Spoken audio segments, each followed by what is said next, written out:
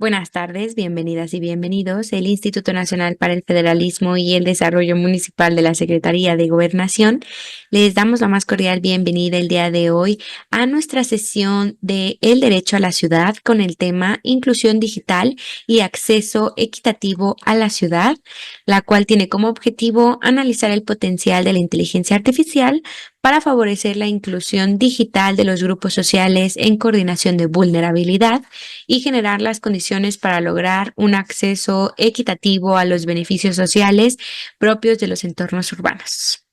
Agradecemos mucho el interés de las autoridades estatales y municipales que nos acompañan en Zoom y en nuestra plataforma de Facebook. Para el INAFED es un gusto nuevamente estar aquí con todas y todos ustedes en este espacio de diálogos virtuales y esperamos que la sesión sea de su utilidad.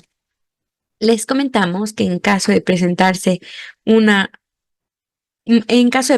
situación no planeada durante nuestra sesión como un sismo, pérdida de conexión a Internet o pérdida de luz, restableceremos la conexión para dar seguimiento a la sesión en el momento que nos sea posible. Muchísimas gracias por su comprensión. A nombre del INAFED, me permito transmitirles un saludo muy afectuoso por parte de nuestro titular, el licenciado Ignacio Valle Fernández, y me permito presentar al licenciado Ernesto Rodríguez Sáenz, director de descentralización. En esta ocasión contaremos con un mensaje especial de la doctora Carmen Díaz Novelo, coordinadora del programa de Ciencia, Tecnología, Ingeniería y Matemáticas, STEAM, por sus siglas en inglés, de la Universidad Autónoma de Yucatán, y contaremos con las exposiciones del maestro Adrián Lira Beltrán, miembro del Grupo de Inteligencia Artificial de la Asociación Nacional de Universidades e Instituciones de Educación Superior, de la maestra Giovanna Becelis Medina, subsecretaria de Innovación y Mejora Regulatoria del Gobierno del Estado de Yucatán, y del ingeniero Ángel Herrera Basto, director de Transformación Digital del Gobierno del Estado de Yucatán. Bienvenidos a todos. A continuación, daremos paso a nuestro mensaje de bienvenida y en este sentido me permito cederle la palabra al licenciado Ernesto Rodríguez. Adelante, por favor. Pues muchas gracias a todos ustedes. La verdad es que les apreciamos que nos estén acompañando tanto en esta sesión vía Zoom como a través del Facebook con el ciclo de Derecho a la Ciudad, hoy con un tema de lo más relevante, inclusión digital y acceso equitativo a la ciudad, para lo cual tenemos tres personas expertas de la máxima calidad a la cual les damos la bienvenida y además, por supuesto, les apreciamos que hayan abierto un espacio en sus agendas para poder acompañarnos a esta sesión que tiene por objetivo el de analizar el potencial de la inteligencia artificial para favorecer la inclusión digital de los grupos sociales en condición de vulnerabilidad en las ciudades, en las zonas urbanas, y generar las condiciones para lograr su acceso equitativo a los beneficios que la sociedad desarrolla en estos espacios. Ese es nuestro objetivo del día de hoy, y por ello apreciamos que la maestra Giovanna Paola Baceles Medina, subsecretaria de Innovación y Mejora Regulatoria del Gobierno del Estado de Yucatán, nos acompañe. Giovanna, de verdad que apreciamos que estés con nosotros, un tema sin duda relevante y para el cual el Gobierno del Estado de Yucatán, pues con todo ese entorno social, histórico, cultural que tienen allá en ese bello estado, pues sin duda alguna han desarrollado diversos elementos para atender este tema. Al maestro Ramiro Adrián Lira Beltrán, miembro del Grupo de Inteligencia Artificial de la ANUYES, Asociación Nacional de Universidades e Instituciones de Educación Superior, que déjenme comentarles, amigos y amigas, pues es un grupo de trabajo que amablemente ha abierto sus puertas al INAFED para analizar, examinar todo este tema fundamental que tiene que ver con inteligencia artificial. Y el día de hoy, Adrián nos va a contextualizar justamente este tema para dar inicio a la sesión. Adrián, bienvenido, te apreciamos que estés con nosotros. Muchas gracias Ernesto, muchas gracias a todos los compañeros participantes, también a toda la gente que está asistiendo aquí al evento. Agradecer también al INAFE, agradecer a la NUYES por esta invitación y pues sin más, si les parece, inicio Dame con un la segundito, nada más presentación. déjame nada más saludar al ingeniero Ángel Herrera Basto, director de Transformación Digital del Gobierno del Estado de Yucatán. Ángel, también bienvenido, muchas gracias por acompañarnos para ahora, digamos, aterrizar un poco las los aspectos conceptuales, metodológicos que tanto Adrián como la maestra Giovanna nos vayan a ilustrar el día de hoy. Y Ángel pues nos hará comentarios sobre algunas situaciones prácticas que han implementado en el caso del Estado de Yucatán, por lo cual pues a los tres, en nombre de la Secretaría de Gobernación, en nombre del INAFED, Instituto Nacional para el Federalismo y el Desarrollo Municipal, en nombre de nuestro titular, el licenciado Ignacio Valle Fernández, les apreciamos que nos estén acompañando y también, por supuesto, saludamos a nuestra coordinadora, la doctora Carmen Díaz Novelo, coordinadora del programa de Ciencia, Tecnología e Ingeniería Matemáticas de la UADY, la Universidad Autónoma de Yucatán, que nos está acompañando y a quien le agradecemos que, pues, de una manera muy decisiva esté impulsando este seminario. Carmen, muchas gracias, bienvenida. Te cedo la palabra para que des un mensaje también de introducción antes de ceder la palabra a nuestros ponentes. Adelante, Carmen, si eres tan amable. Muchas gracias, Ernesto. Muchas gracias a todos. Pues nuevamente estamos muy agradecidos con su participación en estos diálogos del INAFED, que como sabemos, bueno, pues el tema es el derecho a la ciudad y pues estamos abordando esos retos y oportunidades en el uso de la inteligencia artificial. Y el día de hoy realmente el tema es interesantísimo, como ha comentado Ernesto, porque pues se abordarán algunos temas relacionados precisamente con la inclusión digital y el acceso equitativo.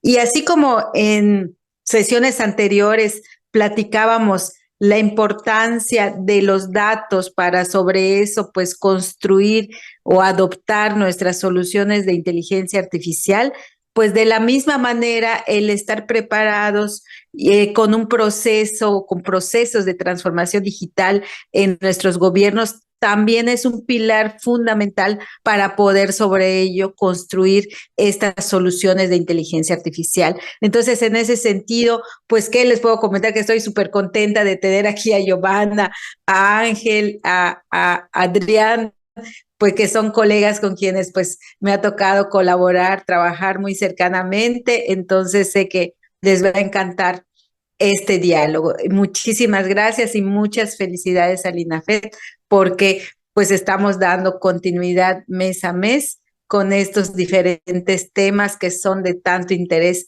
para los municipios. Gracias, Ernesto. Al contrario, Carmen, mucho gusto, bienvenida. Y ahora sí, Adrián, la palabra es tuya. Perfecto, muchísimas gracias Ernesto y pues muchas gracias a todos. Voy a compartir mi pantalla. Por favor, cuando la estén observando, me dicen. ¿Sí? Ok, muchas gracias. Bueno, nuevamente muchísimas gracias al INAFED, muchas gracias a la NUYES por esta invitación. El día de hoy estaremos en este tema de los diálogos del INAFED, el derecho a la ciudad, inclusión digital y acceso equitativo. La ponencia que voy a dar a continuación es relacionada sobre el tema de la inteligencia artificial como un potenciador de la justicia digital, que es un concepto nuevo que se está empezando a desarrollar no solo en México, sino también en todo el mundo. Entonces, en este sentido, voy a dar un poquito de contexto y el contexto empieza con la pandemia del del COVID-19. Cuando se da la pandemia del COVID-19 es cuando se hace más relevante este tema de exhibir el impacto global de la exclusión digital. ¿Por qué? Porque nos dimos cuenta que gran parte de las personas que no estaban conectadas a Internet, pues no tenían acceso a los servicios, al trabajo, a todos estos aplicativos para la vida y el trabajo que necesitaban para poder mantener su cotidianidad. En este sentido, el día global o el Día Mundial sobre la Justicia Social, que es los 20 de febrero de cada año, pero en particular el 20 de febrero del año 2021, Naciones Unidas o el Sistema de Naciones Unidas hace un llamado a la justicia social en términos de la economía digital o del entorno digital mundial. Y en este llamado específicamente se establecen 4 compromisos fundamentales.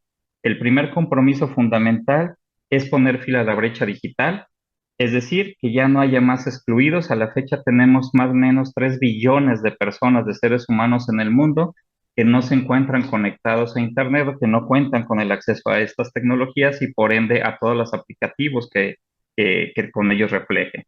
El segundo tema es garantizar una Internet que refleje las multiplicidades del ser humano, es decir, una Internet que pueda reflejar las diferentes necesidades, los diferentes temas culturales, contextuales de todas las personas, las comunidades, no importando el caso si estamos en ambientes urbanos, si estamos en ambientes rurales, que al final del día toda esta información, servicios que se proporcionan a través de Internet refleje todas estas multiplicidades. El tercer punto es luchar específicamente, y este es un punto muy importante en el cual se está teniendo mucha, ¿cómo se llama? Mucha relevancia, el tema de la lucha contra la desinformación y los contenidos nocivos. Y este tema es sumamente prioritario también para el tema de la inteligencia artificial, que es lo que vamos a abonar un poquito más adelante. ¿Por qué? Porque existe muchísima desinformación, tanto en temas informativos de conocimiento, pero sobre todo en datos. Y esta desinformación, aunada con contenidos nocivos, están creando mucha exclusión. No solo una exclusión en temas de la brecha digital, sino también una exclusión en temas sociales. Entonces, en este sentido, lo que tenemos que luchar es por tener información que sea confiable, que sea fidedigna, que sea certera. Y también precisamente con los datos, porque sin estos datos y sin esta información confiable o formal, pues todos los aplicativos que podamos tener posteriormente relacionados con una cantidad de tecnologías, como es el caso de la inteligencia artificial, pues no van a ser suficientes. Y finalmente, el tema fundamental en un tema de justicia, de justicia social, de aumentar la participación de la ciudadanía. ¿La participación de la ciudadanía en qué? Pues particularmente en el quehacer de hacer las políticas públicas, en el quehacer de evaluar también estas políticas públicas y de que también nosotros tengamos la posibilidad de proponer nuevas iniciativas, no solo digitales, sino nuevas iniciativas de cómo utilizar las tecnologías de información y comunicaciones a favor de la sociedad. En este sentido, estos son los 4 compromisos que se asignaron el Día Internacional de la Justicia Social en el año 2021, particularmente el 20 de febrero, y que a partir de ahí los países bueno, naciones y subnaciones relacionadas al sistema de Naciones Unidas están empezando a tomar estrategias y políticas digitales, de gobierno digital, de gobierno abierto, etcétera, relacionadas con un tema de justicia social. E incluso se está desarrollando un nuevo concepto que es el tema de justicia digital. Y aquí pongo un ejemplo, que es el ejemplo de la ciudad de Portland, de Estados Unidos, donde modificó el código de su ciudad, ahí integrando un nuevo título o un nuevo artículo, que es el artículo o el título 34 denominado Justicia Social, donde este título surge como parte de la prohibición a la iniciativa privada o a las entidades privadas sobre el reconocimiento facial de las personas. Y en este sentido surge un primer concepto ya legal sobre el tema de la justicia digital, ¿no? Particularmente enfocado en el tema de la justicia digital como un elemento de garantía de que las personas tengan los derechos y los recursos digitales que necesitan para prosperar. En este sentido, la justicia digital incluye no solo el tema del acceso a Internet, sino también el acceso a la infraestructura digital, a la propiedad compartida de los recursos digitales, a la protección de datos y hacia una gobernanza digital abierta y responsable. Y estos nuevos preceptos son los preceptos que actualmente nos están llevando hacia reconfigurar o actualizar las políticas digitales en los distintos gobiernos, tanto nacionales como subnacionales, que están empezando a hacer iniciativas o que están empezando a poner estrategias y objetivos y metas relacionados al tema del uso de las herramientas digitales y sobre todo también del tema de la inteligencia artificial.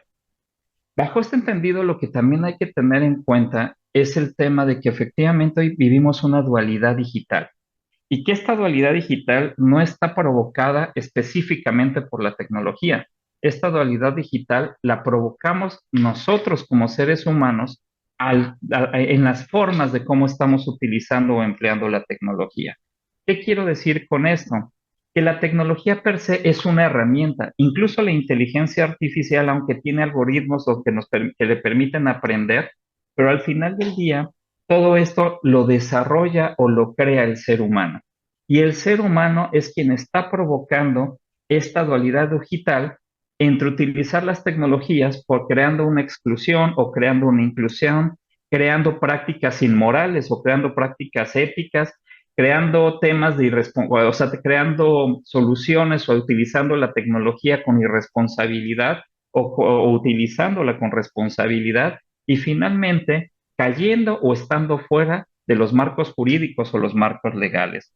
Pero es muy importante aquí observar que esta dualidad digital la provocamos los seres humanos. Incluso este fue un tema focal en la cumbre en Monterrey de este lunes, que se dio por la cumbre de Naciones Unidas por la Paz, donde en uno de los paneles se habló de inteligencia artificial y el tema focal de este panel sobre inteligencia artificial fue esta dualidad digital del uso de las tecnologías, pero que particularmente recae en el uso que le estamos dando a nosotros como seres humanos a la tecnología y no observándose que la tecnología per se está tomando prácticamente estas decisiones, ¿no?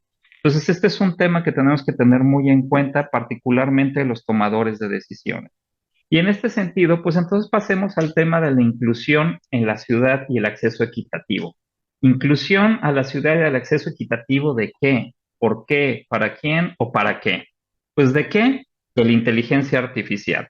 ¿Por qué? Porque la inteligencia artificial puede favorecer a la inclusión digital. ¿De quién? De los grupos sociales en condiciones de vulnerabilidad.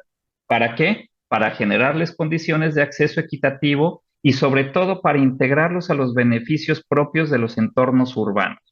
En este sentido, lo que nosotros observamos es que efectivamente tenemos diversos entornos dentro del mundo, pero particularmente estos entornos los podemos clasificar o identificar como los entornos urbanos y los entornos rurales, donde tenemos dos tipos de exclusión, donde no podemos soslayarnos únicamente a una exclusión digital, sino también tenemos una exclusión socioeconómica, donde en esta exclusión socioeconómica los menos favorecidos cuentan con condiciones de menores capacidades de acceso a la tecnología y al tener menos capacidades de acceso a la tecnología, los imposibilita a poder acceder a servicios de primer nivel, ¿no? Servicios de educación, servicios de salud, todo tipo de servicios que les pueden generar muchísimo mayor valor en este tema de su vulnerabilidad, marginación o su estado en condición geográfica ¿cómo se llama? De acceso difícil a un entorno urbano. Y por el otro lado también observamos la exclusión digital, ¿no? Por ejemplo, en México, junto con otros países de América Latina, somos los que presentamos el nivel más bajo de uso de las tecnologías de información entre la OCDE. Incluso dentro del promedio de uso de la OCDE, estamos en promedios muy bajos. En este sentido, nada más por poner una representación, la población que descarga, instala o configura algún software en la región, pero particularmente softwares educativos, ¿no? Si se dan cuenta, entonces, tenemos dos temas desde donde atacar este tema de la exclusión. Entonces, tenemos que atacar no solo desde el punto de vista de la exclusión digital, sino también desde el punto de vista de la exclusión socioeconómica y pensar en todas las diferentes heterogeneidades geográficas, sociales, culturales y económicas que se presentan alrededor del mundo. Entonces, en este sentido, ¿cómo relacionamos a la inteligencia artificial con la justicia digital? Y aquí específicamente desde un objetivo, desde una visión de gobierno, que es en la que estamos ahorita vinculados, pues específicamente lo que tenemos que hacer es empezar a construir esas plataformas de gobierno y gobernanza digital de la inteligencia artificial, ¿no? Teniendo muy claro que la plataforma de gobierno digital y la plataforma de gobernanza digital son dos entes diferentes. El gobierno digital es la política. ¿Qué significa la política? La respuesta a las preguntas: ¿qué debemos hacer?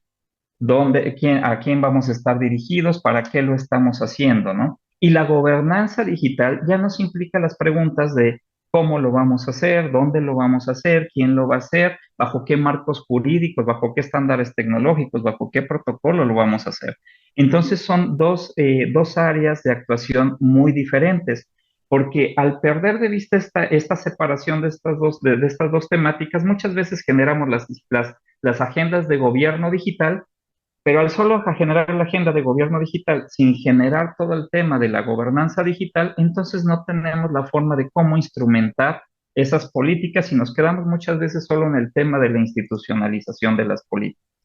Y en este sentido, lo más fundamental es cómo podemos utilizar las aplicaciones de inteligencia artificial para los mismos servicios que estamos brindando en las zonas urbanas, en las zonas metropolitanas, poderlos trasladar como servicios digitales hacia las zonas rurales o hacia las zonas marginadas, ¿no?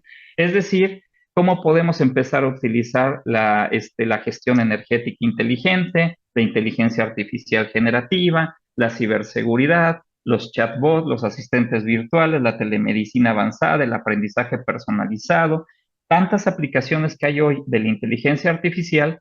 ¿Cómo podemos empezar a utilizar todos estos aplicativos de inteligencia artificial para que en las zonas marginadas, en las zonas rurales y en las zonas remotas, empecemos también a contar con los servicios que tenemos naturalmente en las zonas urbanas o metropolitanas?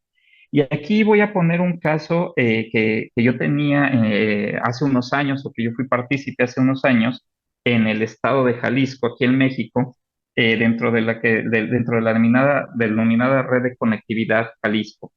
Y en ese sentido, cuando estábamos nosotros en el tema del centro de operaciones, a mí me gustaba hacer mucho un ejercicio. ¿Y cuál era ese ejercicio? En las pantallas del centro de operaciones yo pedía que pusieran el monitoreo de una escuela urbana, de una escuela semiurbana, de una escuela rural remota y de una escuela indígena. Y que me estuvieran monitoreando en la próxima hora cómo se estaba utilizando Internet en cada una de esas escuelas durante la próxima hora u hora y media que duraba el ejercicio. Y efectivamente todo el mundo utilizaba en mayor medida las redes sociales y YouTube. Pero ¿cuál era la gran diferencia? La gran diferencia era que mientras en las zonas urbanas, Guadalajara, Zapopan, etcétera, las aplicaciones que estaban utilizando los jóvenes eran específicamente con un objetivo de entretenimiento. Y mientras más nos alejábamos hacia las zonas rurales, remotas, indígenas, veíamos que se seguían utilizando los mismos aplicativos, las mismas redes sociales, el mismo YouTube, etcétera, pero se utilizaban con otros fines. Se utilizaban con fines de salud, se utilizaban con fines ¿cómo se llama? De educación, se utilizaban incluso para poder conocer trámites y servicios en línea. ¿Por qué? Simple y sencillamente por la proximidad que no tienen sobre estos servicios. En una zona urbana, normalmente o comúnmente, entre 1 y 3 kilómetros a la redonda, cuentas con la mayor cantidad de los servicios básicos que puede tener una persona. Pero en una zona rural, remota o marginada, esos servicios muchas veces están a veces hasta un día de distancia para poderlo hacer. Entonces, aquí es donde nosotros tenemos que empezar a ver también que la heterogeneidad geográfica y el tema cultural también nos marca la forma de uso y la forma de aplicación de todos estos aplicativos. Pero lo más importante y lo más trascendental es empezar a generar esas plataformas de política digital y de gobernanza digital sobre el uso de la inteligencia artificial.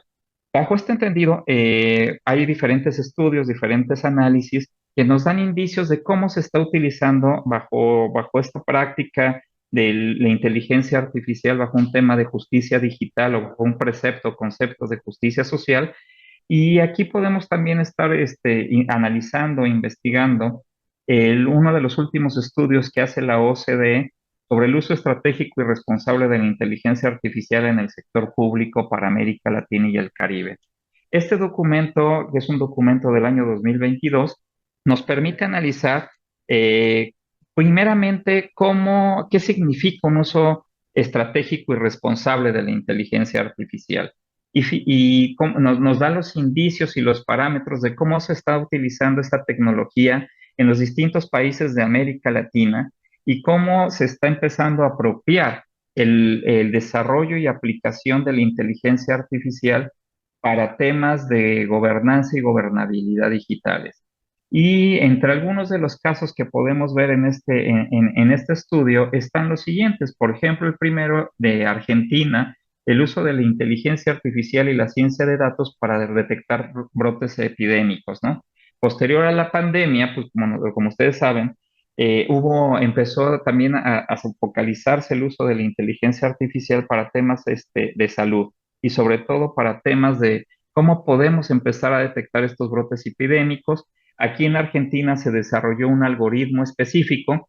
Ese algoritmo lo que permite identificar a través de un diagnóstico virtual y ese diagnóstico virtual estarlo comparando con la historia clínica de las personas, poder empezar a detectar brotes epidémicos de manera geográfica, ¿no? En mapas geográficos o en mapas geoespaciales, de dónde hay más probabilidad de que se pueda dar un brote epidémico y también ya con información, ¿cómo se llama?, socioeconómica y cultural, de si es que surge un brote epidémico en una región A, cómo esa región A va a empezar a afectar a regiones circundantes y con qué velocidad lo va a hacer.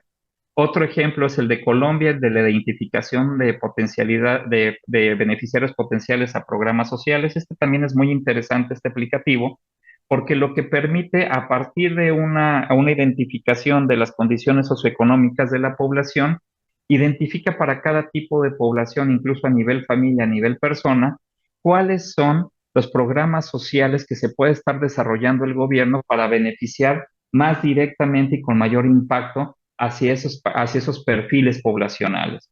Posteriormente tenemos el tema de Brasil, del asistente virtual que guía a los ciudadanos a través del catálogo de servicios públicos del estado de Alagoas, sobre el tema de cómo empezar a hacer trámites y servicios en línea. Pero aquí tiene una característica muy específica. Es un tema de evolución de lo que nosotros conocemos como las ventanillas digitales, porque aquí la ventanilla digital como tal hace las veces de un insumo para la inteligencia artificial. Y ese insumo de la inteligencia artificial, lo que hace el asistente virtual es estar captando toda la información de las ventanillas virtuales y entonces hace la vez de un asistente personal automatizado para cada persona, sabiendo con el perfil de la persona, qué tipo de trámites y servicios son los que están más relacionados a tu perfil y de ahí empiezas a partir, ¿no? En México también se desarrolló el tema de la inteligencia artificial para detectar operaciones fraudulentas de los contribuyentes. Este lo desarrolló el SAT hace unos años. En Chile se hizo un sistema para medir y pronosticar la contaminación del aire en el Cono Sur, también utilizando inteligencia artificial. Y uno de los primeros proyectos que ya son trinacionales es el proyecto entre Chile, México y Uruguay sobre un sistema de inteligencia artificial en el desarrollo para prevenir la deserción escolar. Y este sistema es muy interesante porque a través de información cultural, de análisis poblacional, georreferenciado y demás, el sistema a través de la inteligencia artificial te va diciendo cuáles son las regiones donde puede haber más probabilidad de deserción escolar. ¿Con qué fin? Con el fin de atacar esa deserción escolar a través de las causas reales que van a originarte esa deserción escolar y a los diferentes niveles educativos, ¿no? En la educación inicial, en la educación media y en la educación superior, ¿no?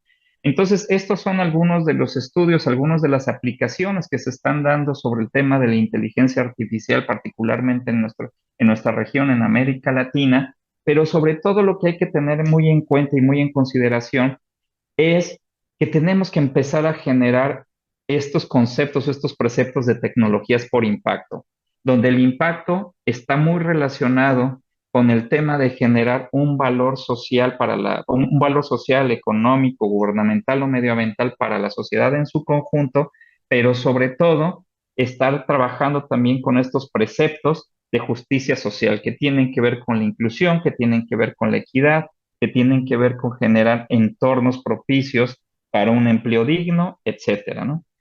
Finalmente, pues yo también les dejo otro documento que es el futuro de la inteligencia artificial en la educación en América Latina. Es un documento del año pasado, de abril del año pasado, específicamente también sobre el uso de la inteligencia artificial con las condiciones específicas de la educación en nuestra región.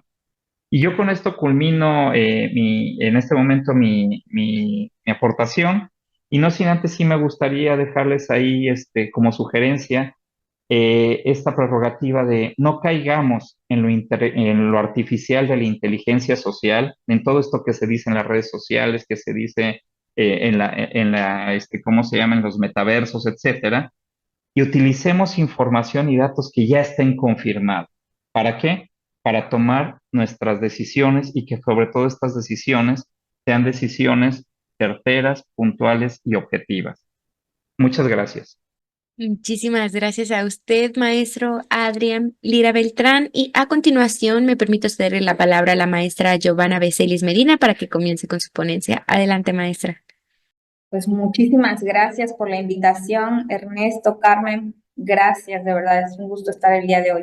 Y bien, continuando con todo lo que nos acaba de comentar Adrián, que felicito por esta explicación, voy a compartirles cómo en Yucatán hemos estado buscando esta implementación, cómo estamos trabajando con la inteligencia artificial o cómo estamos procurando hacer el mayor uso de esta herramienta. Bien, decía Ángel, Adrián, justo nos hablaba de gobierno digital y de la gobernanza digital de la inteligencia artificial.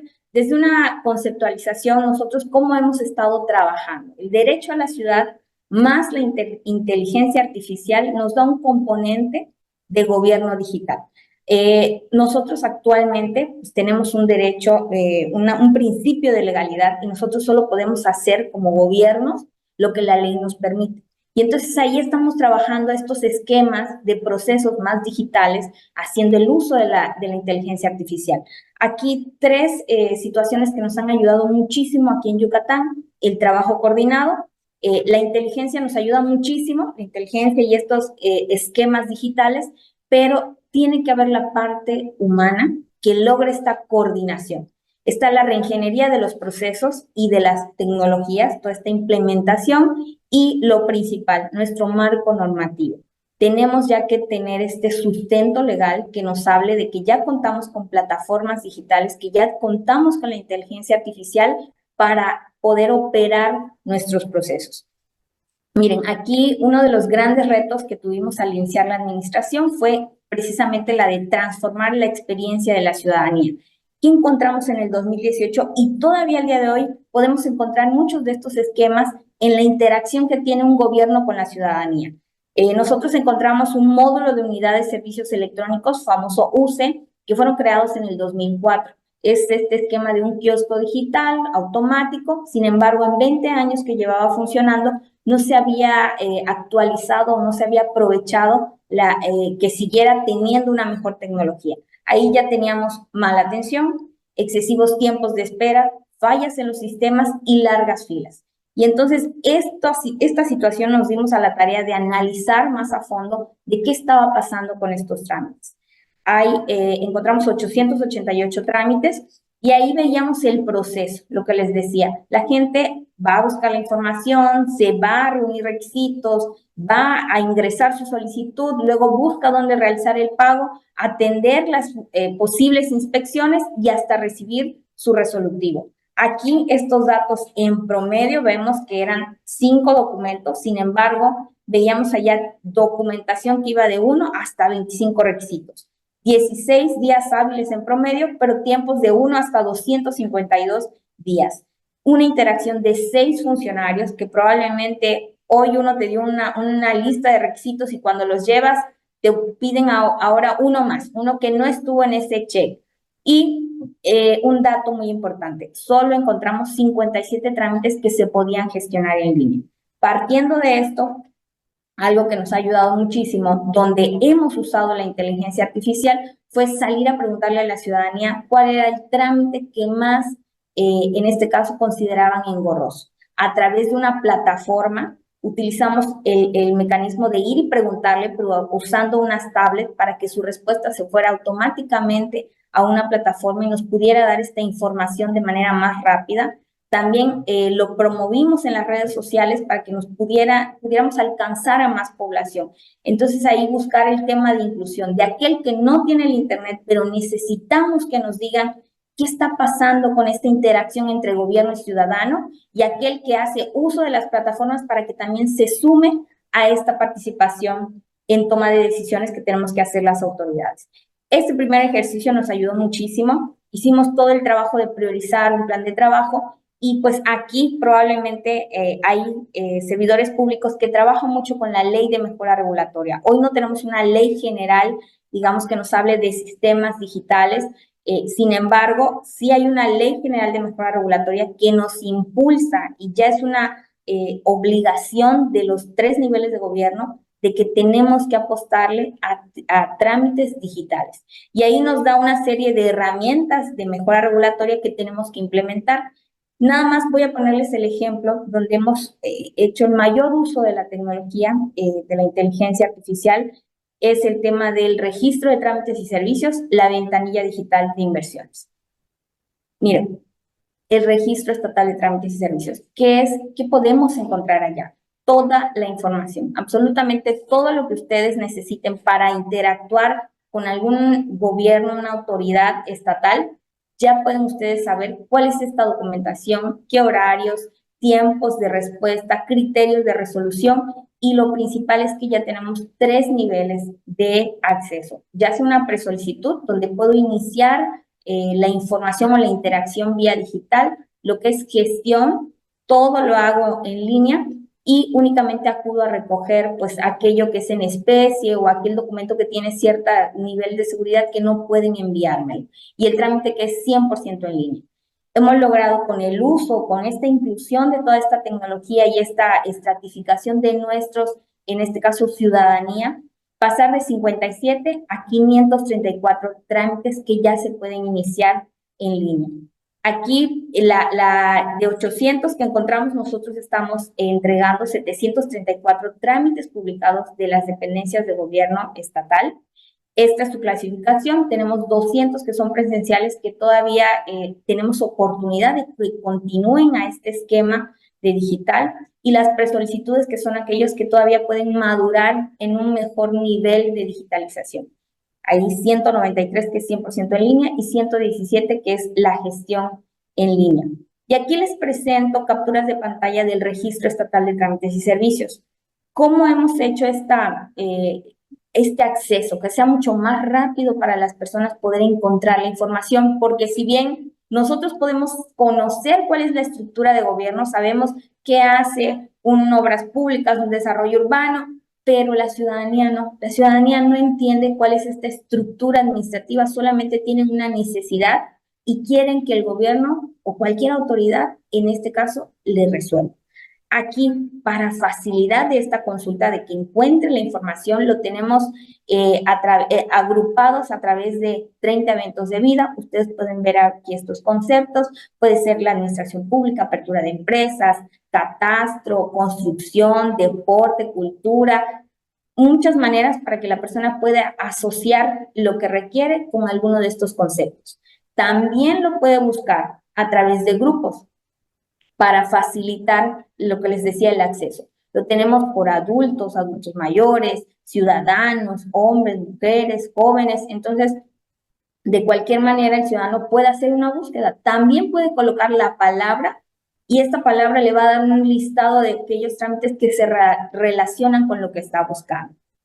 Tenemos también, hemos buscado llegar, como bien decía Adrián, esta diferencia, esta brecha que hay entre la zona urbana y la zona que no tiene todo este acceso a la tecnología, el que está lejos de una capital, pues ahí nos abocamos. Yucatán son 106 municipios.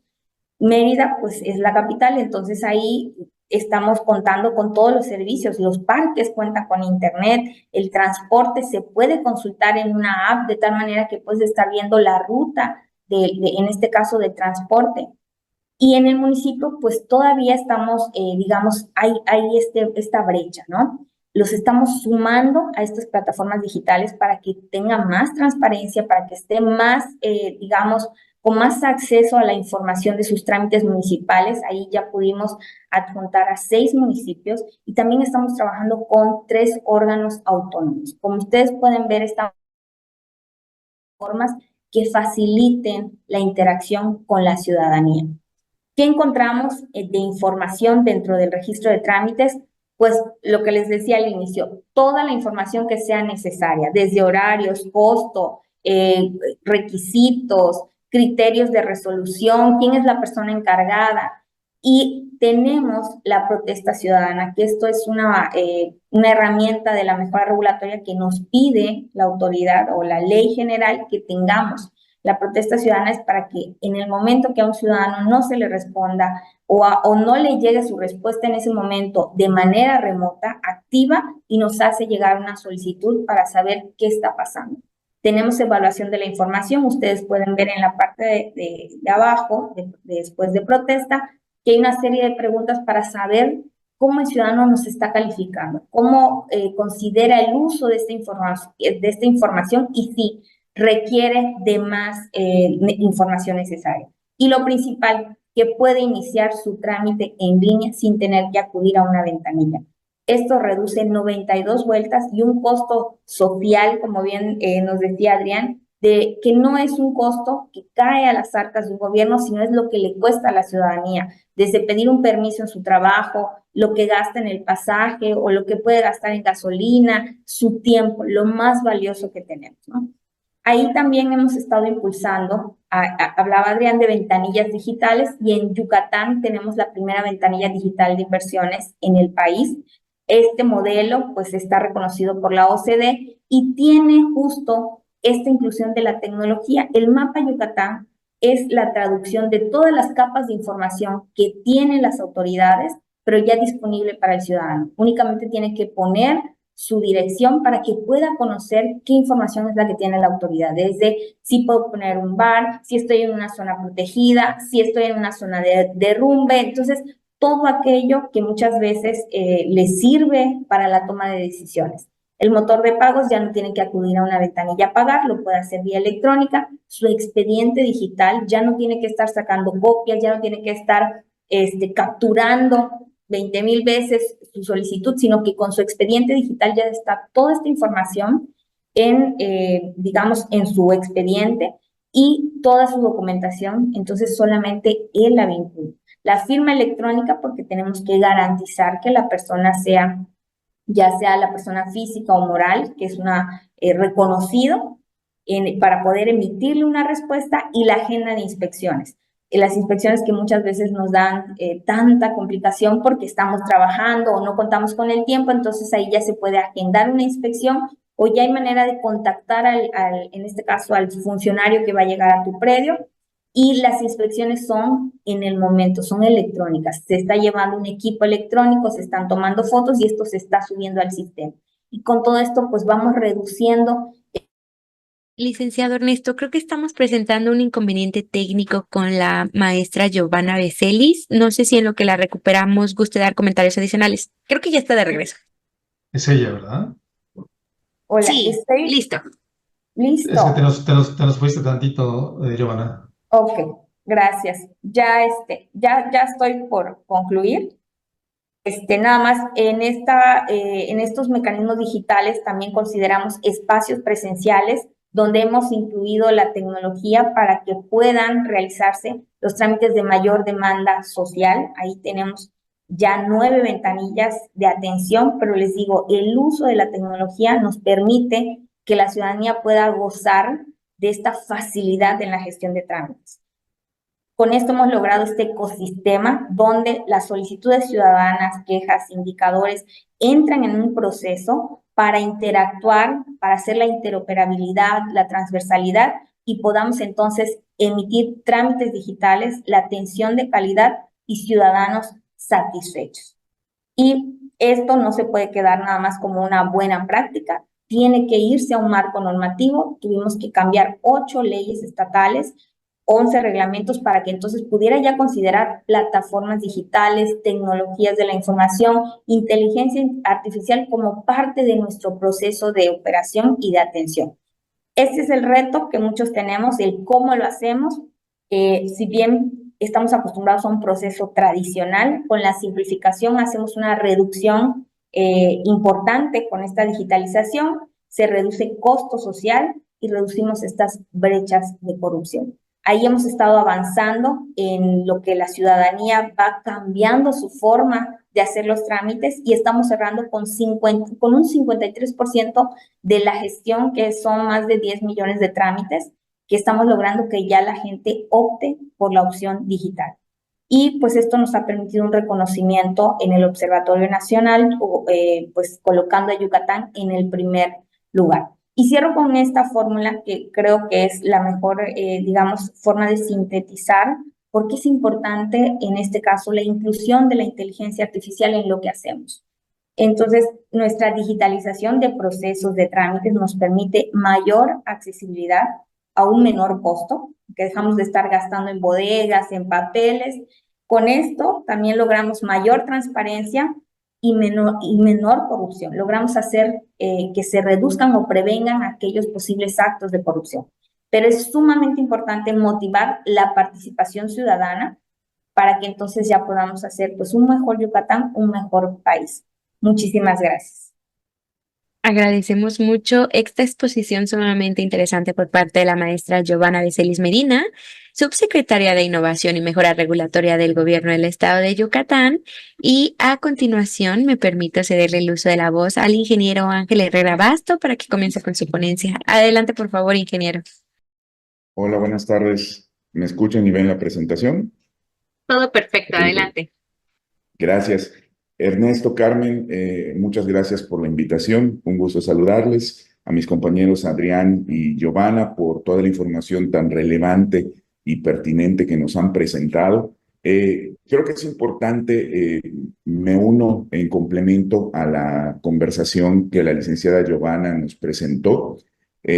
También soy de Yucatán, trabajamos muy de la mano la Subsecretaría de Tecnologías con mejora regulatoria en estos procesos que son de transformación digital. La transformación digital, lo que es el área que me corresponde aquí en el gobierno del estado, trata justamente de entender esas necesidades y cómo la tecnología apoya en las soluciones a dichas necesidades. De todo lo que han platicado mis compañeros, yo quisiera ser muy breve en mi participación y sintetizarlo bajo esta mira de la transformación digital. A todos los invitados que nos acompañan, muchos que son compañeros servidores públicos, otros son ciudadanos, en donde nos impacta de alguna forma lo que hoy en día nos está sucediendo con la tecnología y específicamente me voy a enfocar a la transformación digital para la parte de inteligencia artificial.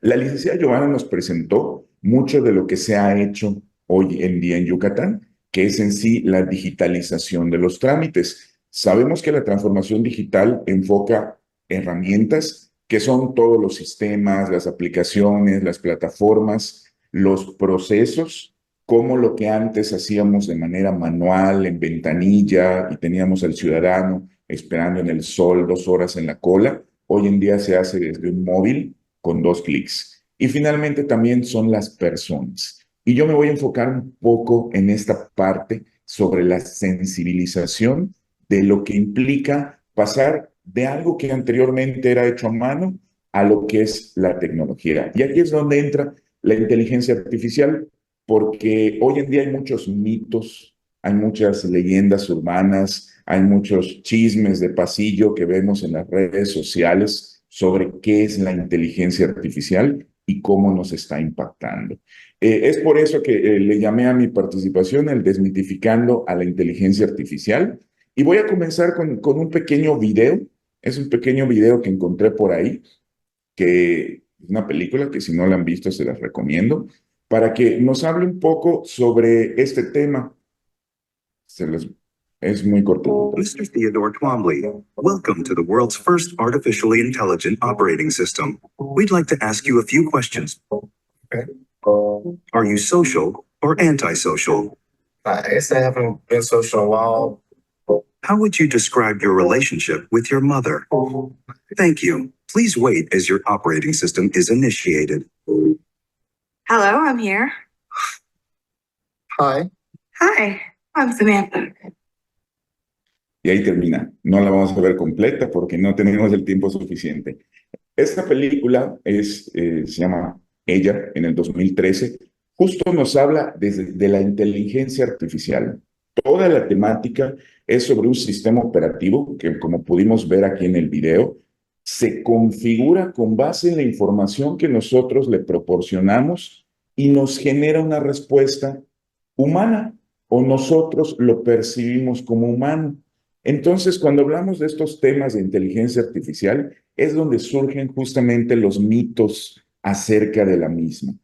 ¿Cuáles son? Los sinteticé en tres grandes puntos que desmitifiquemos qué es lo que nos hablan estas situaciones. Primero, nos dice que la inteligencia artificial nos sustituirá y no tendremos trabajo. Lo hemos escuchado a lo mejor entre nuestros mismos equipos de trabajo, la gente que a lo mejor no tiene tanto acercamiento a la tecnología, pues dice, ¿y qué vamos a hacer si antes la licenciada Giovanna nos mostró los temas de las ventanillas, también Adrián nos mostró los temas de justicia y cómo está este tema de la inteligencia artificial ya aplicada en muchas vertientes?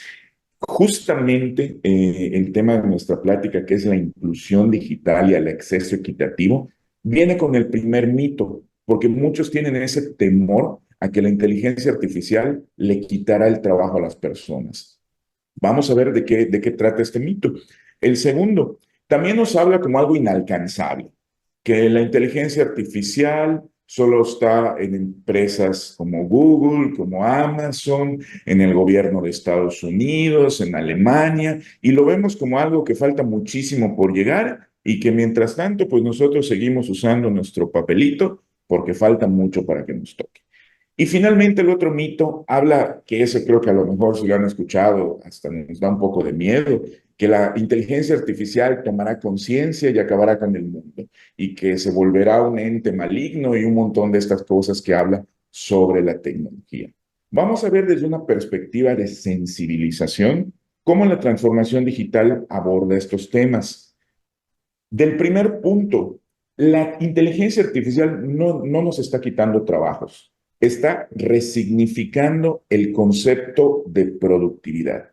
Para eso, nosotros como servidores públicos, nosotros como tomadores de decisión de una organización e incluso nosotros como ciudadanos que todo el día usamos la tecnología para nuestra vida diaria, consideremos tres grandes conceptos.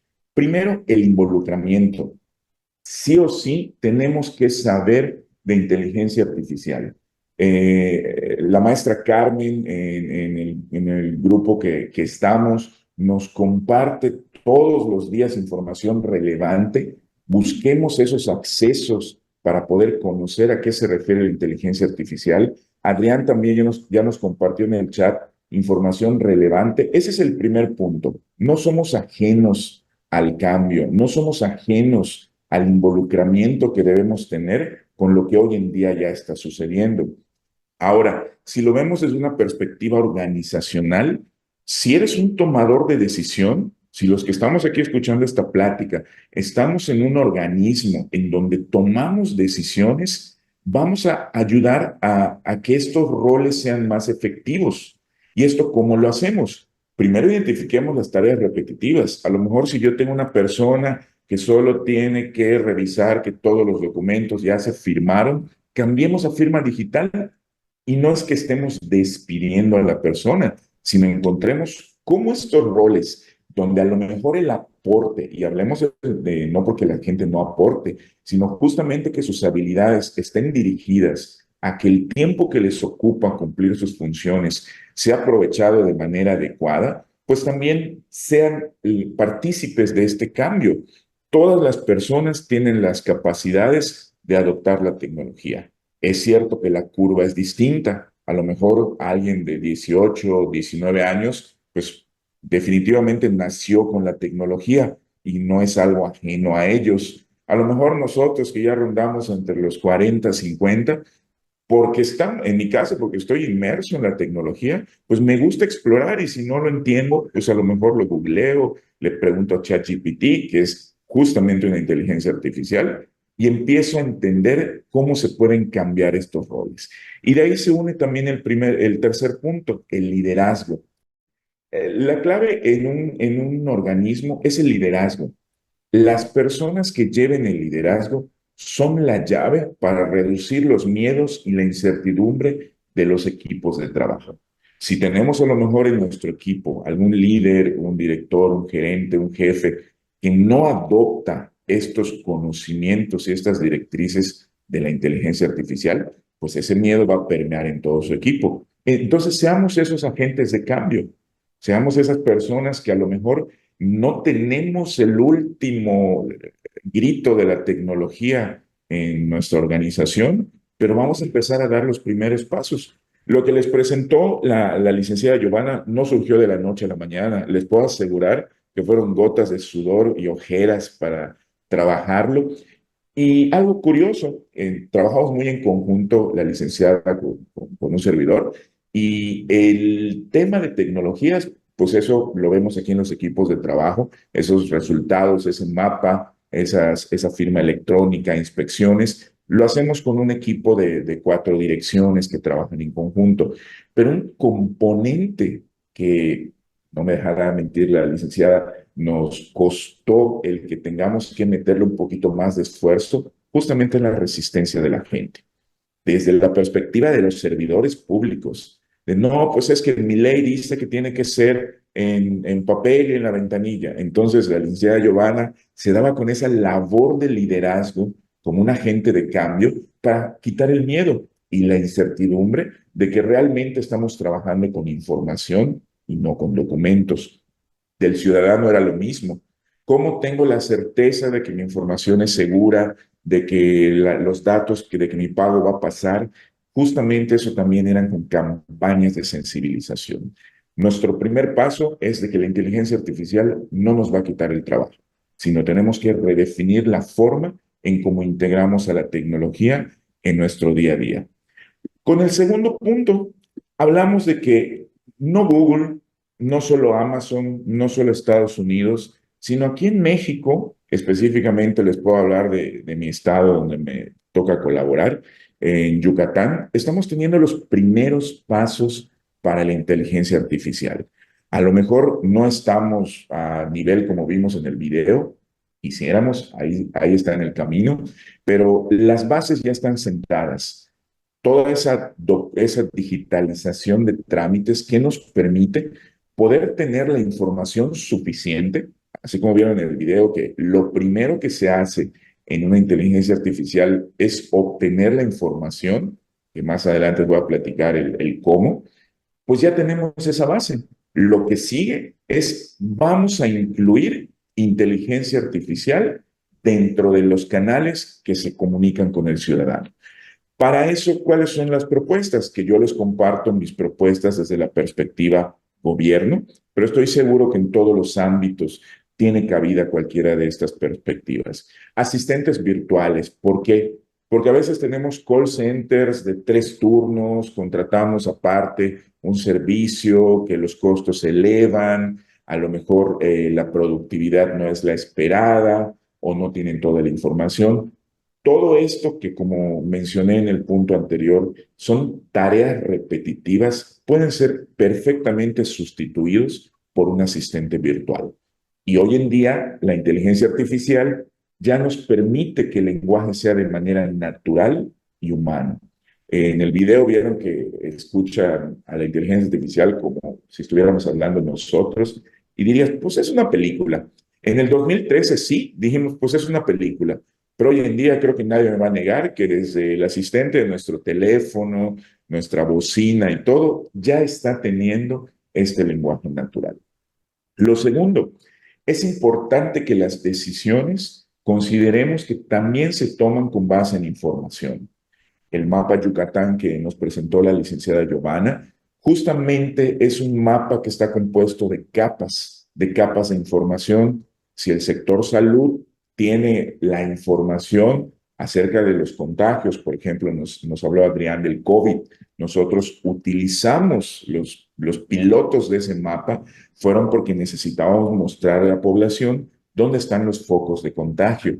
Entonces, de ahí se afinó la idea de vamos a utilizarlo en que las acciones gubernamentales puedan representarse en un mapa. no solo para que el ciudadano pueda visualizar y que el gobierno transparente sus acciones, sino al interior esa información también nos ayuda a tomar decisiones. Teniendo el comportamiento de las personas, podemos tomar decisiones más asertivas.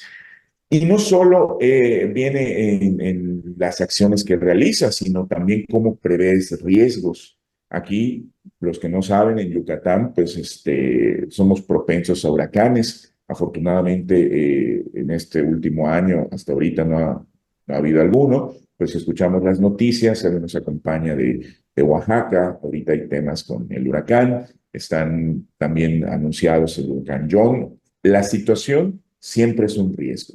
Con la inteligencia artificial, conociendo la información histórica, las acciones que se tomaron, podemos prevenirnos, ya que una de las herramientas o de las bondades de la inteligencia artificial es identificar patrones de vulnerabilidad y poder prevenirlos. Entonces, para quitarnos de la cabeza el segundo mito, no es algo que solo esté en Estados Unidos y en Europa. Aquí en México ya estamos haciendo uso de estas herramientas de inteligencia artificial. Les invito a que también lo usemos en cada quien en sus organizaciones.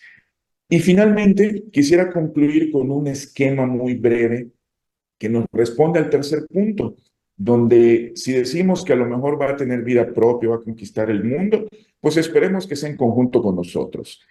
¿Qué debemos saber para entender la inteligencia artificial de una forma cotidiana? Lo que ven en los círculos son los componentes, los principales, por supuesto, que conforman a cómo una inteligencia artificial se desarrolla. Lo primero, grandes cantidades de datos. Y no me voy a meter a temas tecnológicos, ni a bits, ni bytes, porque la idea es que platiquemos a gusto. Primero es gran cantidad de datos. Las grandes cantidades de datos, mientras más haya, más podemos aprovechar la información, ya que al final de cuentas los datos son un registro histórico de lo que sucede y que tenemos que cuidar: la privacidad, la veracidad y el uso responsable. Lo mencionó Adrián en su plática y eso es sumamente importante. ¿Por qué? Porque muchos se quedan con las noticias que ven en Facebook, la que ven en redes sociales y corren a los centros comerciales a comprar sus despensas. Que no sea el mal uso de la información algo que juegue en contra de nosotros. Entonces, las grandes cantidades de datos y la forma como la tecnología lo consume es el primer paso para poder establecer la inteligencia artificial. Segundo, ¿qué es el aprendizaje automático? El aprendizaje automático es el componente de la inteligencia artificial que nos permite predecir y apoyar en la toma de decisiones.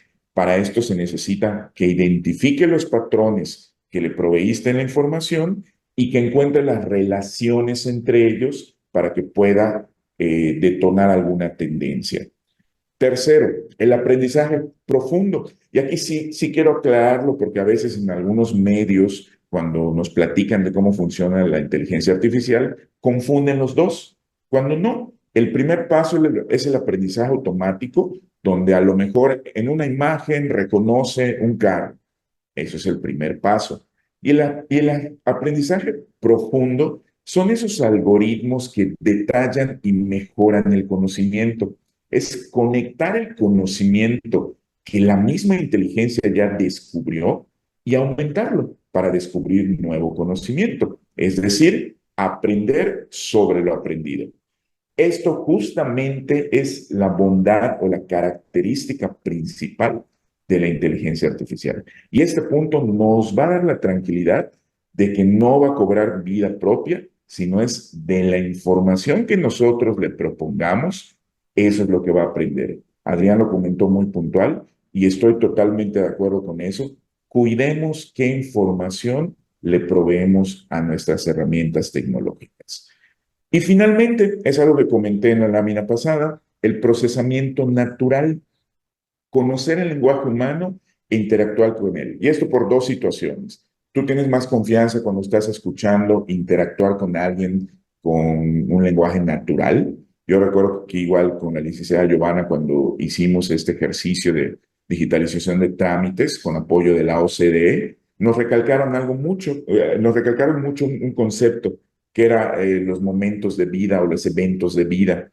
Porque cuando tú estás en una dependencia de gobierno, si le dices, en este botón puedes descargar el FUA de SDS, ellos no tienen idea qué es, sino tenemos que entender que el ciudadano lo único que necesita es su permiso de construcción.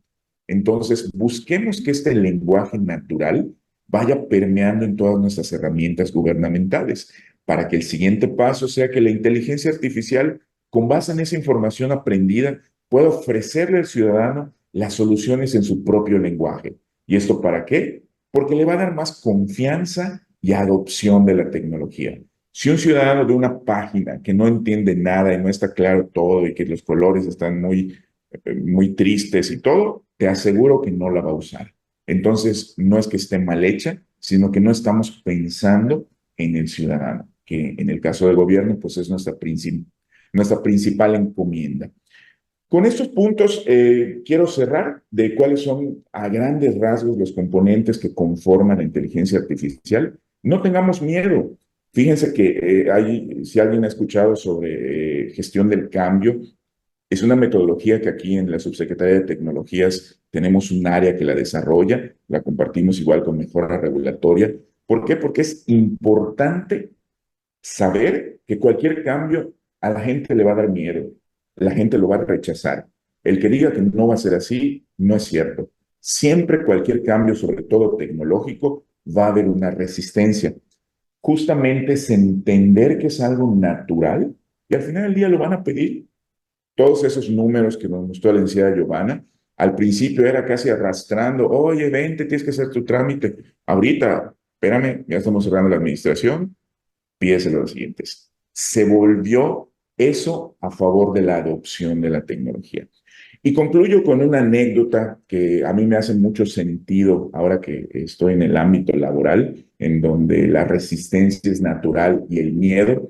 Recuerdo que mi abuelo, que en paz descanse, cuando yo era niño, me contaba una anécdota aquí en Yucatán. En 1912 aproximadamente fue el primer vuelo que se vio en el puerto de Progreso, que es la costa yucateca, y me decía, no, pues los campesinos mayas, que al final de cuentas no tenían el acceso a la información que teníamos, pues cuando vieron el avión, que no sabían que era un avión, no había televisión, internet, le empezaron a tirar maíz porque pensaban que era un pájaro. Entonces, a lo mejor eso nos está pasando con la inteligencia artificial, de que pues pensamos que es algo que va a dominar el mundo y pues es el maíz que le estamos tirando. Entonces, no le tengamos miedo al cambio, confrontemos que la tecnología es algo de parte de nuestras vidas y adoptémoslo. Les traigo una foto de cuando le tiraban maíz. Como no estuve en ese tiempo, la inteligencia artificial me ayudó a hacerlo. Muchas gracias. Muchísimas gracias a usted, ingeniero Ángel Herrera Basto, director de Transformación Digital del Gobierno del Estado de Yucatán, por esta exposición sumamente interesante. Y antes de dar paso a las inquietudes de nuestros participantes, me permito cederle el uso de la voz al licenciado Ernesto Rodríguez para que nos brinde unos comentarios. Adelante, por favor. Muchas gracias. ¿Qué tal? ¿Cómo están, amigos y amigas? Muy buenas tardes. Reitero mi agradecimiento. El día de hoy hemos tenido algunas, como dice Leslie, algunas situaciones no planeadas con nuestra parte técnica y sin embargo, la respuesta de ustedes, el interés por vincularse a esta sesión ha sido de lo más extraordinario, por lo cual, primero que nada, les agradezco esta disposición de ustedes y, por supuesto, también la magnífica disposición de nuestros ponentes, de la maestra Giovanna, del maestro Adrián, del ingeniero Ángel Herrera, porque no solo nos han brindado esta generosidad, déjenme decirlo de esa manera, para darnos su tiempo, para ser tolerantes con la situación, sino sobre todo nos han brindado un tema de lo más relevante con diferentes ópticas que nos ayudan a entender mejor esta parte y sobre todo también nos ayudan a entender pues todo este proceso. Bueno, primero el fenómeno como tal, después cómo lo podemos utilizar y algunas situaciones prácticas que ya nos comentaban.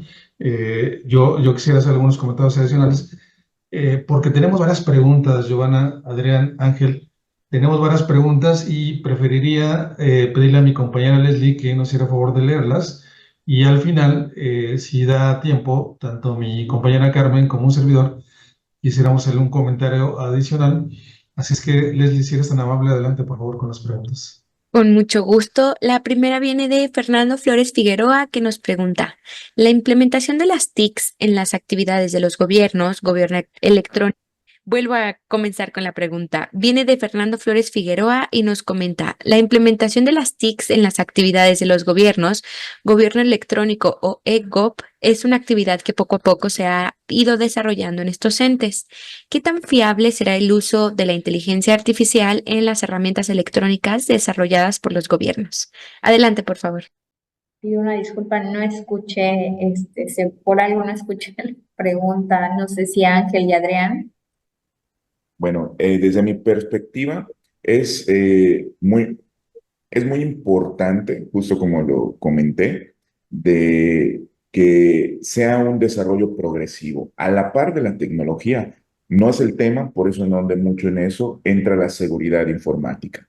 Tiene que crecer a la par, porque la tecnología accede a más información, a más dispositivos. Entonces es importante que como gobierno, que es el caso de la pregunta, a la par que refuercen su innovación y su desarrollo tecnológico, también refuercen sus áreas de seguridad informática, seguridad perimetral, tengan organismos como SOC, NOC, porque ya se vuelve de relevancia alta.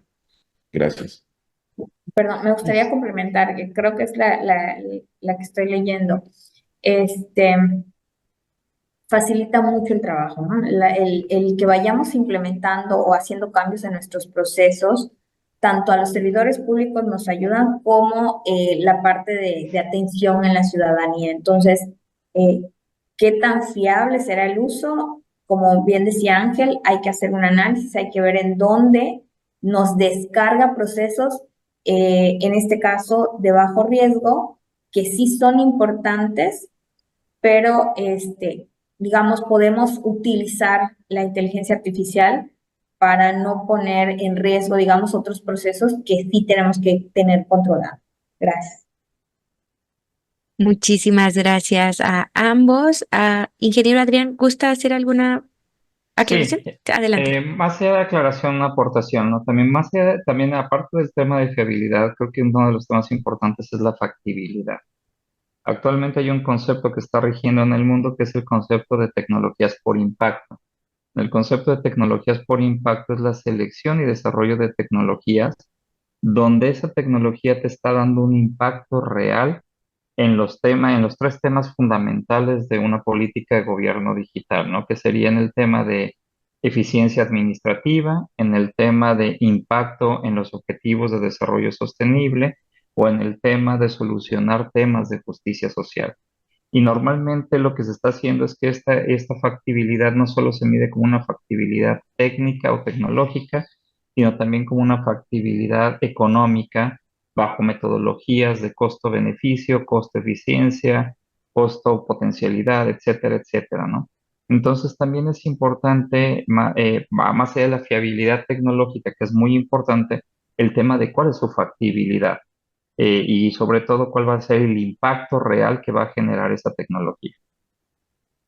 Muchas gracias a los tres por darle respuesta a la inquietud de nuestro participante. Continúo con nuestro participante Jorge España, que nos pregunta, ¿cómo hacerle saber a los que toman decisiones no tomen a mal la sugerencia y que no cierren a la implementación de las tecnologías como la inteligencia artificial, ya que muchos que llegan a puestos importantes no ven a la inteligencia artificial como ustedes lo explican? Adelante, quien guste. Gracias. Mira, para empezar, los beneficios, los ahorros. Muchas veces los tomadores de decisiones están buscando cómo optimizar el presupuesto de gobierno. Y cuando tú le presentas la inversión que tienes que hacer en un ambiente digital como el ahorro que te da, les apertura más, digamos, la visión que tienen. Y yo creo que la reflexión que hizo Ángel al final es maravilloso. O sea, hay que enseñarles, ¿no? Que no podemos estarle tirando los maíces a algo que no conocemos, sino hay que enseñarles cuáles son estas bondades y beneficios. Yo complementaría, Jorge, a la respuesta de Giovanna. Voy a imaginar que a lo mejor tú tienes un rol tecnológico, que es un poquito lo que me toca hacer aquí, en donde estar en intermedio entre la parte visión de negocio contra la parte tecnológica, porque si a lo mejor un tecnólogo te va a hablar de la inteligencia artificial, te va a hablar de los bits, bytes, los algoritmos y todo, y a lo mejor para los tomadores de decisiones eso no vende. Entonces tienen que conjuntarse, concatenarse con lo que decía Giovanna sobre los beneficios tangibles y que le hagan sentido a la visión gubernamental. Y a lo mejor sí, un poquito el ego tecnólogo tenemos que guardarlo por ahí, porque el protagonista es el beneficio de la ciudadanía, no la tecnología. Nada más para compartiendo una experiencia literal. A principios de siglo yo trabajaba en el INEGI, en el Instituto Nacional de Estadística, Geografía e Informática, y me tocó ser parte de la primera encuesta digital oficial del país en el 2020, en el 2001, 2002. Y cuando presentamos al director general del INEGI, presentamos el proyecto de digitalización de la primera encuesta, literal la respuesta fue, y me la hizo a mí específicamente porque yo soy economista, y me dijo, ok, está muy bien todo el tema de la tecnología, pero ¿esto en qué nos beneficia en el INEGI? Por cada pregunta adicional que nosotros hacemos en una encuesta, en un levantamiento, en ese entonces, estoy hablando de más de 24 años, el peso estaba entre 1.3 millones de pesos por cada encuesta, o por cada pregunta nueva en las encuestas. Y entonces hicimos un análisis económico sobre el ahorro económico que se iba a hacer, pero también sobre el tema de cómo acotábamos el proceso, que era un proceso que se llevaba aproximadamente 9 meses y cómo con el uso de la tecnología lo reducíamos a 3 meses, ¿no? Entonces, al final del día, lo que presentamos fue un costo de factibilidad económica y de eficiencia administrativa, y a partir de ahí se empezaron a desarrollar a través del INEGI las primeras encuestas oficiales en línea del país. Muchas gracias a los tres. Continúo con nuestro participante Brandon Maciel. Él tiene 3 preguntas, por lo cual leeré una por una para darle puntual respuesta. Y nos comenta que es de la Dirección de Innovación del municipio de Irapuato, Guanajuato. La primera pregunta es, ¿cómo se puede fomentar la alfabetización digital en comunidades vulnerables? Adelante, Giovanna. Gracias. Nada más como nosotros cómo hemos hecho para reducir esta brecha entre el interior del estado, los municipios que están en el interior. Nosotros hemos estado llevando la ventanilla única como ventanilla móvil. Y cuando están allá, la mayoría cuenta con alguien, una persona de su familia que tiene, por ejemplo, en los adultos mayores, que tiene un celular. Entonces ahí les empezamos a explicar cómo hacer sus trámites. Hemos también llevado pláticas a los estudiantes y a ellos les pedimos mucho que ayuden a sus familias para que puedan hacer uso de estos trámites vía electrónica, ¿no? Entonces ahí tenemos que, pues ahí sí, hacer mecanismos de educación, de romper este miedo para que la gente pueda cambiar su opción de hacerlo presencial a digital. Complementando también la respuesta de Giovanna, también hay que poner las condiciones. Hoy en día, lo mencionó en su plática la licenciada, somos 106 municipios en el estado. Uno de los proyectos que desarrollamos en esta administración en Yucatán fue llevar conectividad e internet gratuito a los 106 municipios. ¿Esto por qué? Porque justamente como esas acciones que mencionó Giovanna, acciones de salud y acciones de cualquier otra índole que hoy en día son recurrentes, los elementos tecnológicos, si no hay las condiciones no se puede. Entonces, lo que buscamos es que en los 106 municipios tengan fibra óptica. Eso es lo que concluimos en julio, el proyecto, y hoy en día en Yucatán ya todos los municipios cuentan con fibra óptica para desarrollar estas acciones. Y también, perdón, si me permiten aportando un poco, muchas veces pensamos que el tema de la inclusión digital es meramente digital, y voy a hablar un poco del tema de la inclusión cognitiva para poder hacer uso de inteligencia artificial. Por ejemplo, ahorita lo que está más de moda es la inteligencia artificial generativa, ChatGPT, todos estos aplicativos donde tú tienes que preguntarle a la aplicación para que te pueda responder. Y una de las cosas que realmente no sabemos y no tenemos competencias y habilidades la mayoría de las personas es cómo preguntar.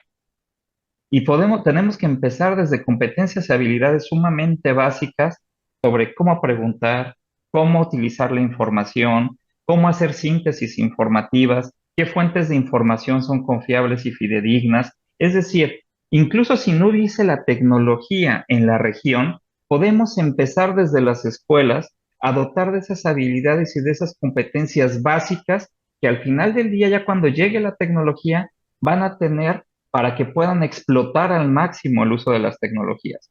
Hoy podemos tener muchas veces, y yo lo veo con estudiantes que utilizan ChatGPT, utilizan Gemini, utilizan todo eso, pero que estando en universidad no saben cómo preguntar.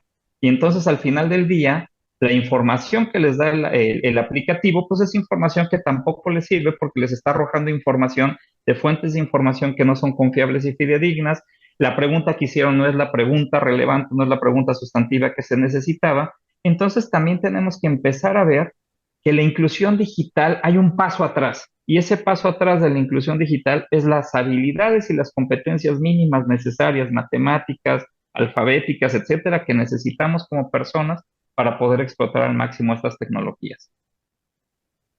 Muchas gracias a los tres. Y la siguiente pregunta de nuestro participante es, ¿cómo se puede crear un diálogo efectivo entre los diferentes actores, gobierno, sociedad civil, sector privado, para abordar los desafíos urbanos? Ahorita hay tantos canales de comunicación que puedes, a través de tus consejos, por ejemplo, nosotros tenemos el Consejo Estatal de Mejora Regulatoria, que ahí hay mucha participación de la sociedad civil organizada, de las cámaras de comercio, de las universidades, y a ellos les pedimos que sean principalmente estos promotores. Trabajamos con el Comité de Participación Ciudadana del Sistema Estatal Anticorrupción para hacer brigadas de anticorrupción donde llevamos las herramientas digitales para que la gente no esté teniendo, digamos, este desconocimiento y tenga este mecanismo para acercarse a la autoridad. Entonces ahí yo creo que sí hay diversas acciones que podemos hacer para lograr esta comunicación con la ciudadanía y hacerles llegar pues todo aquello que nosotros pongamos a su disposición. Gracias. Pues bueno, yo puedo hablar desde la parte de gobiernos, porque también el componente interoperabilidad entre los sistemas es muy importante. Nosotros, una de las acciones que realizamos cuando se digitalizaron los trámites, empezamos a tener conversaciones a nivel técnico con el Ayuntamiento de Mérida, que es la capital, justo para buscar cómo intercambiar esta información de manera segura, transparente, que agilice aún más los procesos gubernamentales entre diferentes entes gubernamentales. Como segunda instancia, también se buscó con otro poder, el poder judicial con el ejecutivo. Entonces, desde la parte tecnológica, estos diálogos, hablando desde sistemas, pueden ayudar también a la optimización de los procesos que beneficia a la ciudadanía. Muchas gracias a ustedes. Maestro Adrián, ¿no gusta realizar alguna acotación más? No, si gustas pasamos a otras preguntas porque creo que hay varias y creo que podemos aportar también en las siguientes. Sí, tenemos mucha participación de nuestros participantes y en este sentido, la siguiente pregunta de nuestro participante Brandon va dirigida al licenciado Ernesto y es la siguiente. ¿Qué papel juega el INAFED en la promoción del derecho a la ciudad y la inclusión digital? Adelante. Bueno, no queremos cortarle el hilo, pero muy rápido.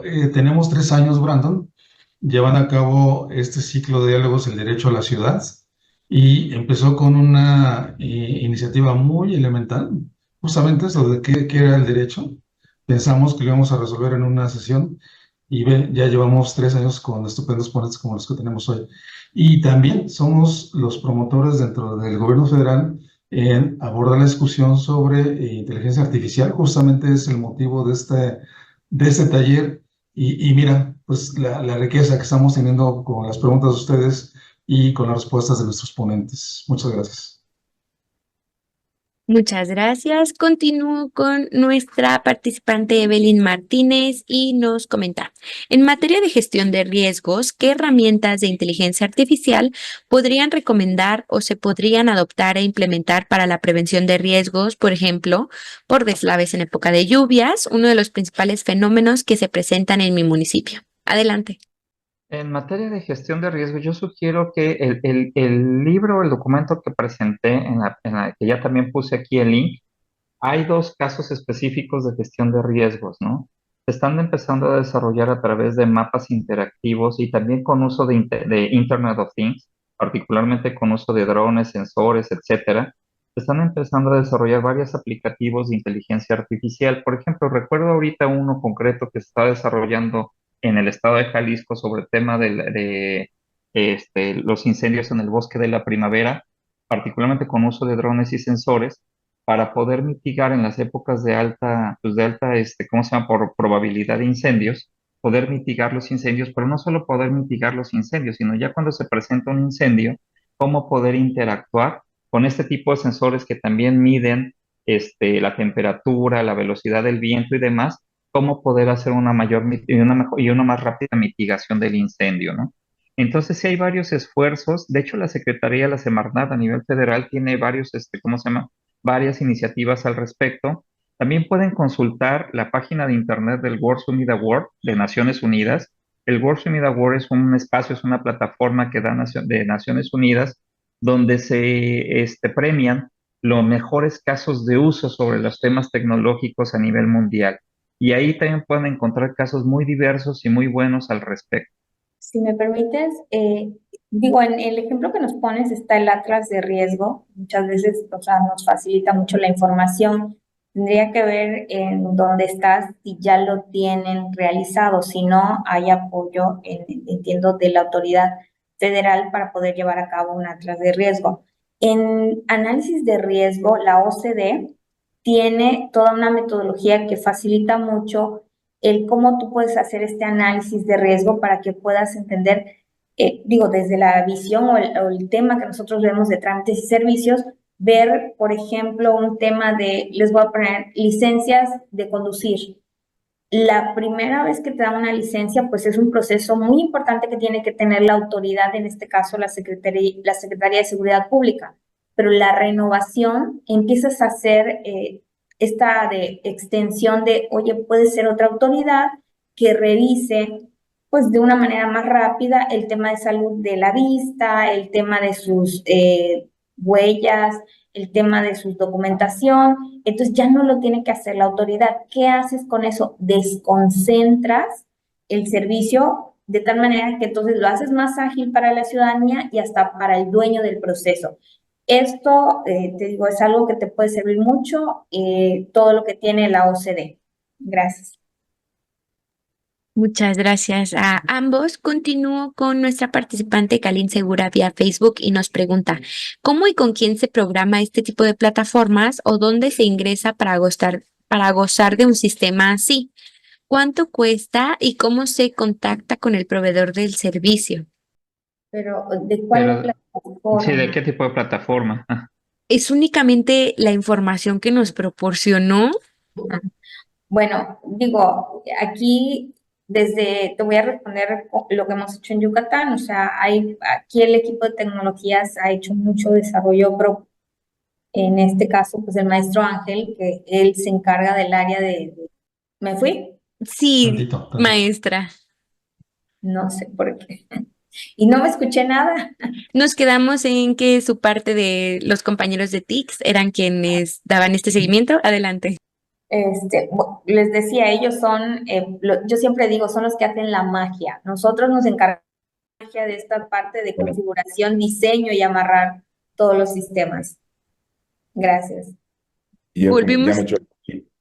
Como me echó la bolita, yo creo que la tomo. Sí, justamente aquí Mirza, que veo que ya se conectó, te sugeriría que es importante identificar las necesidades, porque a lo mejor el uso de herramientas es muy amplio, entonces siempre buscamos identificar la necesidad que más le duele para que a partir de ahí es donde le apostemos a la tecnología. Como mencionaba Giovanna, al menos aquí en el gobierno lo hacemos con equipos propios. Tenemos una fábrica de software donde ahí desarrollan. Sin embargo, hay dos componentes que utilizamos para la optimización del recurso. Uno, si ya hay un sistema desarrollado, tratamos de vincularlos para que al final de cuentas la información sea compartida entre los sistemas. Y segundo, también utilizar herramientas ya desarrolladas. Tampoco no es un tema de hacer todo de cero. Por ejemplo, herramientas como Google Earth, herramientas como Eh, bueno, básicamente Google Earth, Google Maps son algunas que nos pueden dar. WhatsApp incluso tiene sus add-ons. Podemos empezar a utilizarlas para no desarrollarlas desde cero. Gracias.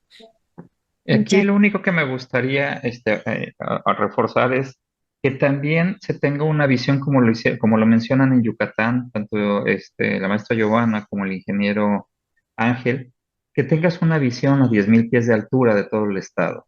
Porque si no empiezas a desarrollar islas y esas islas después es muy difícil conectar. Entonces tienes que desarrollar una visión holística, una visión integral de todo lo que va a impactar en la región, porque a partir de ese tema también te permite estar empezando a compartir los diferentes módulos, sistemas, aplicativos, infraestructuras y demás, pero siempre partiendo de una visión global, digamos, que vaya aterrizando hacia lo local, hacia lo municipal y hacia lo comunitario, ¿no? Mi única aportación. muchísimas gracias a los tres. Continúo con nuestro participante Eduardo Tavares, quien nos comenta, el gran reto son los prompts para el mejor aprovecho de la inteligencia artificial. ¿Cómo es el esquema de colaboración con empresas internacionales generadoras de software o nacionales? ¿Existe algún caso de éxito o de alguna colaboración? Durante la pandemia, recuerdo aquí, Ángel me puede ayudar.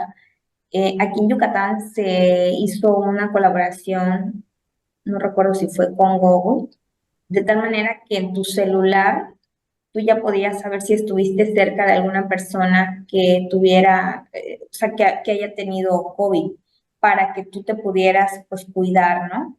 Entonces ahí, pues, las relaciones, o sea, la pandemia, como decía Adrián, nos cambió la visión a todos, nos hizo romper paradigmas que nunca imaginamos. Entonces, ahí creo que pueden salir buenas experiencias. Sí, justamente fue con Google y con Apple. ¿Por qué situación? Porque son las dos empresas donde los teléfonos tienen la mayoría de los sistemas operativos. Entonces fue iniciativa a partir de ellos, que ellos se aliaron y buscaron a los gobiernos, que era el tercer componente que pues tiene a las secretarías de salud. Entonces justo esa vinculación y esas alianzas fue para poder darle esta herramienta a la ciudadanía. Y nada más para mencionarlo, todas estas empresas ya tienen oficinas en México, Google, Amazon, Microsoft, y todas tienen un área específicamente de atención a gobierno. Entonces, lo que pueden hacer es directamente también y acudir a ellos a la parte de gobierno, de Government Affairs, para que a partir de ahí puedan empezar a hacer colaboración. Muchas gracias a los tres.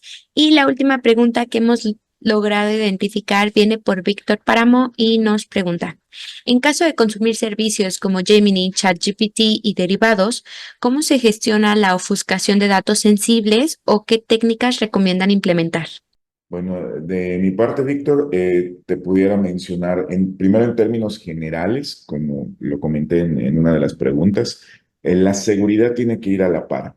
Mientras más herramientas, sobre todo de IA, que se utilice, las áreas o los equipos de tecnología tienen que desarrollar pues estas prestaciones de seguridad.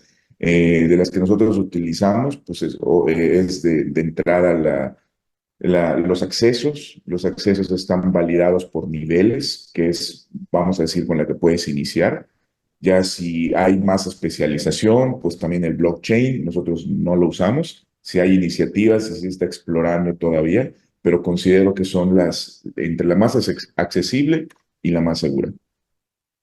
Y en prácticas también el socializar y sensibilizar a los usuarios o a los dueños del proceso que sea información relevante, porque muchas veces quieren que tengas ahí toda la información del ciudadano, cuando a lo mejor no es necesario y eso los pudiera vulnerar.